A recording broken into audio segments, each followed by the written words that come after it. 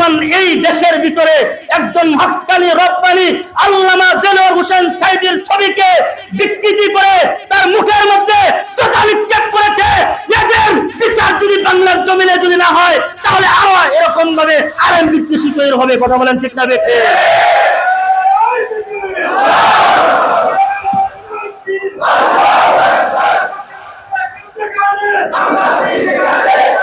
একজন আল্লামা দেলোয়ার হোসেন সাঈদী এটা শুধু একটি সমাজের না, একটি অঞ্চলের না, একটি গ্রামের না, একজন দেলোয়ার হোসেন সাঈদী সারা বিশ্বের জন্য। কথা বলেন ঠিক না বেঠে?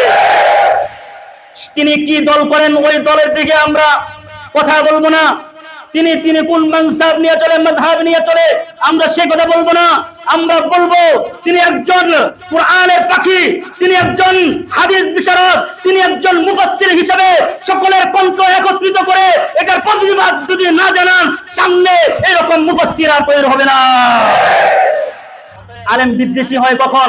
যখন আপনার সন্তানকে কোরআন না শেখার কারণে, আপনার সন্তানকে আপনি ট্রেনিং না দেওয়ার কারণে এই সন্তানগুলো আলেম বিদ্বেষী হয়। কথা বলেন ঠিক না বেঠে? দেলোয়ার হোসেন সাঈদীর ব্যাপারে আপনাদের অন্য কোনো অভিমত আছে? আছে মনের ভিতরে? লোকটা রাজাকার, জোরে বলেন না। যারা রাজাকার মনে করেন তারা বলবেন না, আর যারা রাজাকার না মনে করেন তারা বলবেন লোকটা কি রাজাকার। মনের ভিতরে পরে মানুষটা রাজাকার। ফ্যাসিস্ট সরকারের এর রাজনীতির জালে পড়া একজন হক্কানি রব্বানি একজন মুফাসসির আমরা হারাইছি। কথা বলেন ঠিক না? এরকম মুফাসসির আর আসবে না। এজন্য আপনার সন্তানকে দ্বীনি শিক্ষা দিবেন। হুজুর গেলে দেখাইবেন, এই যে ওই যে হুজুর দেখতেছে টুপিটা মাথায় দিচ্ছে, দেখছো রুমালটা কত সুন্দর করে দিচ্ছে, হুজুর নবীজির সুন্নাত পালন করে, নবীজির আদেশে চলে, তোমার বড় হয়ে এরকম হইতে হবে।